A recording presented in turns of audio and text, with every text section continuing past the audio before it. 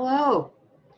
Here we are at the Unity Studio at 1426 East Michigan Avenue, and I am practicing socially isolating myself from others physically. So I am here alone, so you'll see me coming in and out, whatever needs to be done. We're going to set out this morning with a little song that I know you know the melody to. It's called Shortening Bread, I think it is. And I'm going to sing it through for you once, and then I'm going to challenge you to go ahead and sing it yourself wherever you are. We'll sing it together. So it's every little cell of my body is healthy. Every little cell of my body is fine. Every little cell of my body is happy. Every little cell of my body is fine.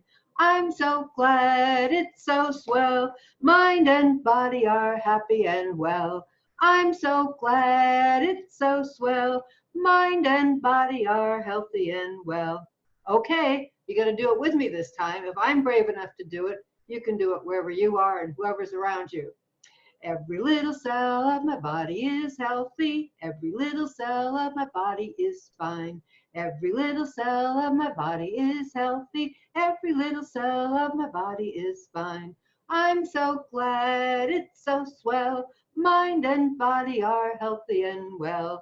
I'm so glad it's so swell. Mind and body are healthy and well. Good. Now that little song can just go through your mind all through the week and just really boost up our immune system there with those good, strong thoughts. Well, here at Unity Spiritual Center of Lansing, no matter what is going on in the outer world, our mission remains the same: to spiritually awaken to our oneness with God, each other, and all creation. And we join in that vision of Unity churches around the world, seeing a world powerfully transformed through a growing movement of a shared spiritual awakening. No matter where we are, we know the rules stay the same, that we greet each other with fist bumps or elbow rubs or namaste, or in this case, just virtually through the screen, knowing that this is a very safe way for all of us to meet together.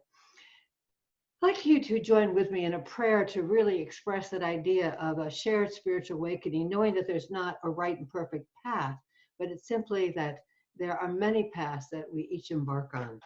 So we will affirm together that the enlightenment of the Buddha shines within us. The compassion of the Christ shines through us. The power of Jehovah strengthens and guards us. The presence of Allah surrounds and guides us. Wherever we are, the Tao is, and all is God. We do continue with our prayer work here. Our prayer team is still very active. And if you have a prayer request, though the prayer box isn't physically available to you right now, you can email me at revsharonketchum@gmail.com, or you can send it to usclprayerpractitioners@gmail.com, and we will add your name to our prayer list. Right now, let's join together in a prayer for world health. We know that God is a love that has no end and a power that knows no bounds. God's healing power of divine life is restoring, healing, and revitalizing our world in this very moment. We let go of any fears or anxieties, and we affirm that all are safe, healthy, and protected. We bless all those who support us in maintaining vibrant, radiant health. We express divine life in all we think, say, and do. From the bottoms of our heart, we bless our global family with radiant health, peace of mind, and abundant love. And so it is. Amen. And now let us affirm a prayer for this ministry.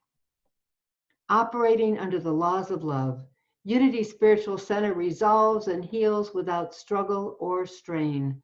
We handle our affairs and decisions with good judgment and positive, bold conviction. We are divinely guided to right action and innovative solutions in sacred synchronicity. Aligned with spirit, we are prospered as a community and as individuals. And so it is. Amen. Well, the daily word for today is inner peace. It's inspired by a chapter in Kings. It says, after the earthquake, a fire, but God was not in the fire. And after the fire, a sound of sheer silence. The Hebrew scriptures tell the story of the word of God commanding the prophet Elijah to stand on the mountain before God, where God is about to pass by. So as he awaits, Elijah fails to find God as he endures a wind strong enough to split mountains, an earthquake, and then a fire. Then Elijah discovers God and a sound of sheer silence. Sometimes chaos surrounds us as we try to find the peace of God. Other times, the chaos may be inside of us. We persist in our efforts as we confront inner storms, fires, and earthquakes as we search for peace. Like Elijah, we remain steadfast in faith, undisturbed by what is happening around us. We wait for the distractions to pass. Peace is ours. We affirm, I find the peace of God in the silence within me. Let us affirm together. I find the peace of God in the silence within me. And so it is. And each month here at Unity, we affirm one of our core values. The month of March, we've been affirming the value of freedom. That simple and powerful affirmation that we champion each individual's freedom to become a full expression of spirit. This time, perhaps more than any other time, we understand that our freedom really comes in this physical distancing of ourselves, that we give freedom to other people by showing them our love from a distance, to champion each individual's freedom to become that full expression of spirit. And, church may have left the building. We have not been over at the Fledge now, but Unity Ministry does go on. And we have a number of activities available for you online. Monday through Fridays at 11 a.m., we have a conversation cafe where we just get on, we'll do the daily word, and we'll talk about whatever's on our hearts and minds, maybe share a joke or some ideas, activities, whatever might be happening. This Tuesday at 1 o'clock and at 7 p.m., we're having one of the 12 power classes. We're going to be looking at love and strength this class. Wednesday night, our prayer circle that's normally held is going to be held now on Zoom. So you can join virtually and live with Chris and Lisa as they lead a time of meditation and prayer. They call it MAP, meditation and prayer.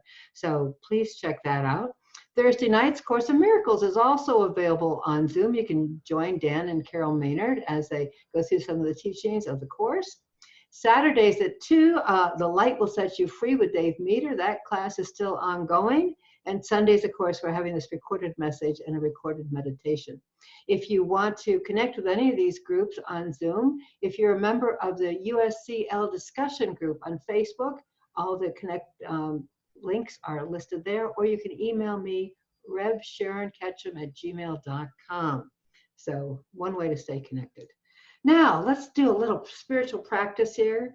Our namaste that we've been working on during March. The divine in me beholds the divine in you. The divine in me beholds the divine in you.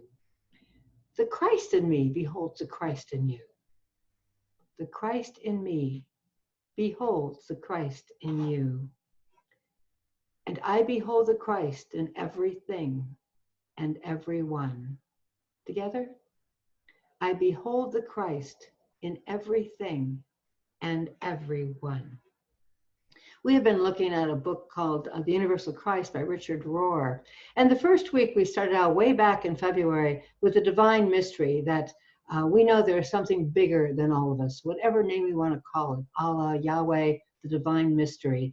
And we know because that is everything, that too is part of us. There's a spark of that divinity within each of us. We also talked about that the idea of creation really is about original goodness. It's not about an original sin. It's about that all things are made of that great good impulse of life and expansion. And then the last time that I spoke with you a couple of weeks ago, we talked about that there is a universal pattern that we see happening time and time again. It's like a spiral growth. It's the idea of growth and renewal. And for growth and renewal to happen, it also means things must be let go and destroyed. That transformative power of fire, not fire as destruction, but fire as transformation, to let go of all that's been before, to allow us to grow into whatever that next stage is. Well, when I talked to you about this 3 weeks ago, I had no idea what kind of universal pattern of growth and renewal that we were about to step into. Just as none of us back in February, when we started this season called Lent, this time when we give up any diversions that we might have so that we can increase our focus really on our own spirituality. We had no idea how much that we were going to be willing to give up. We had no idea what it would mean this year. It reminds me of a phrase that Richard Rohr uses in his book called the Great Comma. And I feel that's what we're in right now, is the great comma between where we were and what's going to be. We're just sitting in this wilderness place, this place of the unknown. But there are some things that I do know. I know that there is no place in the world who is not experiencing these circumstances. I also know that there is no one in the world that is immune to this situation. And the other thing I know is that there is a human craving to connect with others and also to make meaning of all these somewhat bizarre circumstances that we find ourselves living in. I wanted to share a story with you. It's called The Pervasiveness of Loss by Frank Kafka. And as the story goes, Frank encountered a little girl in the park where he went walking daily. She was crying because she had lost her doll and she was quite desolate. Friends offered to help her look for her doll and arranged to meet her the next day at the very same spot. Unable to find the doll, he composed a letter from the doll and read it to her when they met. And here's what the letter said. It said, "Please do not mourn for me. I've gone on a trip to see the world and I will write you of my adventures." Well, this was the beginning of many letters. And what happened was, when he and the little girl met, he read to her from these letters carefully composed about these imagined adventures of her beloved doll. And the little girl was comforted knowing that her doll was just off on some wonderful adventure. When the meetings came to an end, Franz presented her with a doll. She obviously looked different from the original doll, and an attached letter explained, "My travels have changed me." And somehow, I think each of us are one of those dolls that are on a journey that certainly will change us. We don't quite know what we'll look like, how we will be, how we will show up at the end of this journey, at the other side of this journey. But we know that it will have changed us. And what we can work on is making sure that it changes us in the best possible way. In some ways, it struck me that these last few weeks, it's been like some massive disappearing act, greater than any magician had ever encountered. Things that we assumed were a given that we could count on have just disappeared. High school and college graduations, even the end of a school term, it's just gone. Weddings that have been planned for months, maybe even a couple years, called off. Funerals, the time to celebrate the life of our loved ones, something that we cannot do at this time. We cannot gather together. How about vacations that we may have planned on for months, looking forward to that time of way to relax, to be in a different place? No, not to be. Or how about the givens of course, we're going to get together and celebrate our family's birthdays.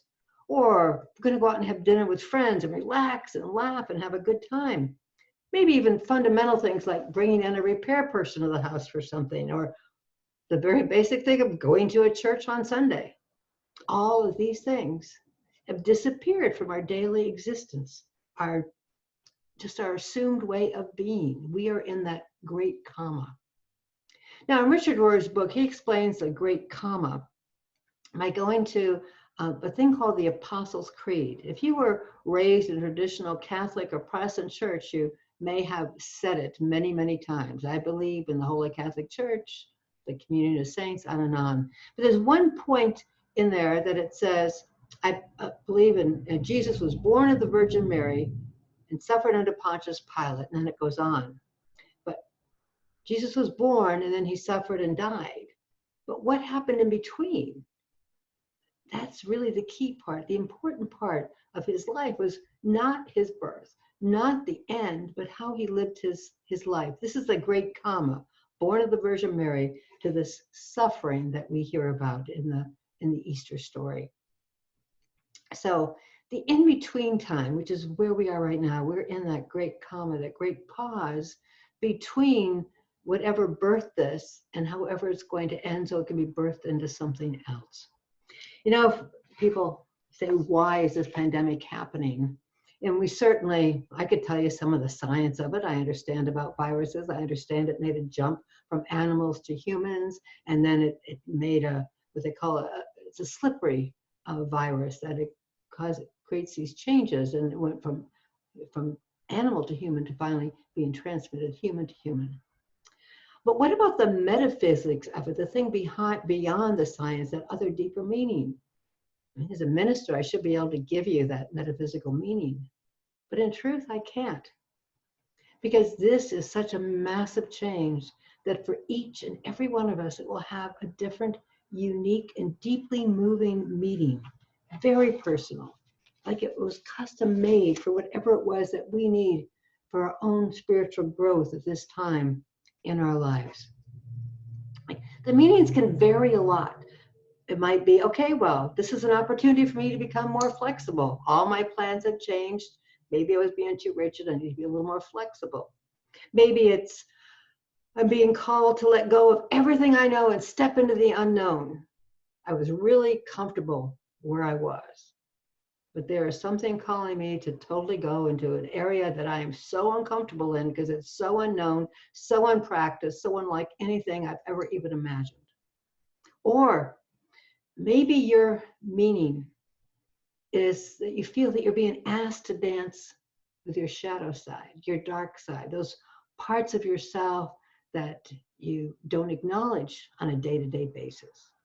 And maybe as life has lessened, has let up on its massive demands on us, that we take that time to deal with those parts that we've kind of shoved aside, just as we might be taking this time to clean out closets and drawers. So it's time that we can clean out old emotional baggage, those parts of ourselves that we really haven't paid attention to, but are really asking to grow and into something better, something more loving, something kinder. It's like being asked to dance and you're not allowed to say no at this time. Richard Rohr talks about the difference between transactional and transformative. And many of us have been brought to really look at our life, whether it be physical, emotionally, or spiritually, as a transactional event. That it's like divine justice, it's courtroom justice, that there you do something and then you're punished for it. And that we come up with that religious term atonement. It means that you need to pay for it, that somehow you need to suffer, that it's shame-based. It's a punitive sense of judgment. But we know that we're working on our spirituality, that it's really about transformation, that the pain we experience is really about letting go of things we want to hold on to because we're not ready to make the change, or we think we're not ready to make the change. That this is that idea of atonement is really at one-ment. That what are we transforming to and through, so that we could feel the idea of one, that we are all one. And boy, is it ever brought it to the surface now that we are all one as we are brought into this together. As I said before, there is no one on earth right now who is not being impacted by what is going on. The idea of a transformative comma, if you will, change, is really about restorative justice. There is this wonderful, some of the writings of the Hebrew prophets. They had this awakening to the idea that the Hebrews were not being punished, that whenever bad things happened to them, they actually were opening themselves up to be loved more. That God, that infinite force, that divine mystery, that idea, that power of love itself, when we are in that area of need, of pain, of feeling that we're being punished, there's something that happens to our heart that allows us to accept love in a deeper and greater way than we have ever felt it before. You think about it in the Apostles' Creed, that great comment, the Apostles' Creed between birth and the suffering and the death. That's not what Jesus was about. His ministry was really not about saving people. It was really about healing people. And as we sit in this time of Lent, as we sit in this time of physical isolation, physical separation, what a wonderful invitation for us, each of us, to heal whatever needs to be healed in our life. Because all of a sudden, with something so big and so dramatic, it really puts things in perspective about what is important. When all those things we thought were important have gone away, what are we left with? We're left with the things that really matter. It's that time that we can heal those things that really matter, our relationships. We can heal those relationships with people, even if it's not totally broken, but it's been left perhaps to get a little dusty, making that phone call, sending that letter. What a great time to write letters, paper letters that actually get delivered and people can touch and feel if we can't be within themselves. I think it's a time that we can help heal our earth. We certainly see the difference reducing our activity has already made on our environment. Clean air in China, clean water in the Venice canals. It's just amazing what just stopping some of our activity has allowed nature itself to heal and replenish itself. And of course, I think it's a wonderful time for each of us to heal our spiritual life in the sense that we can take a little bit more time to spend time in meditation, to spend time in prayer, to spend time listening to the birds that are so easy to hear now with less traffic going on, to stand outside and look at the crocuses breaking through the ground, the color that's coming up, that promise of spring, that even when everything seemed dead, life was there beneath the surface, ready to burst forth. The buds on the trees are starting to just be full. We know what is coming. A full, beautiful, fragrant expression of life. Well, the story I told you about Franz, many years later, that girl that he gave the doll to, she was looking at this doll and she moved it around. All of a sudden, she found a letter that was stuffed into an unnoticed little crevice in this beautiful, cherished doll that had been given to her. And said a little bit more of this, but in summary, it said, everything that you love, you will eventually lose. But in the end, love will return, just in a different form. And so today, as we gather together here virtually, opening up our heart, opening our minds to something new, something unknown, because we are right now are living in something that is so unimaginable. We know that there will be a transformation, and it will start within each of us as we heal whatever it is that needs to be healed within us. Let us embrace our fears, that they might be transformed into hope. Let us embrace our tears, that they might be transformed into smiles. Let us transform whatever is dark into the light, so that we might connect in the most beautiful, meaningful ways possible. Thank you. Deep breath. We also continue to run the ministry, though, on a skeletal basis, but we will include a prosperity celebration within our service. If you would like to support this ministry with your tithes and love offerings, you can go to our website, which you're on now, and there's a donate button up on the right-hand side. You just click on donate. We are a tithing ministry, and in this first quarter, we are sharing our ties with the Pledge, who has been such a great community partner with us during this time. So this morning, whatever it is that you're sharing, be it your love, your treasures, your consciousness, your willingness to be part of a community, even when it's in a different form, we just take that gift in our hearts as we bless it together. Divine love through me blesses and multiplies all that I am, all that I have, all that I give, and all that I receive. I praise, I give thanks, and I am glad. During this time, we normally get together and sing, I am so blessed. It's such a great affirmation because each of us right now really can look at the many blessings we have. I am so blessed. I am so blessed. I am so grateful for all that I have. I am so blessed. I am so blessed. I am so grateful. I am so blessed.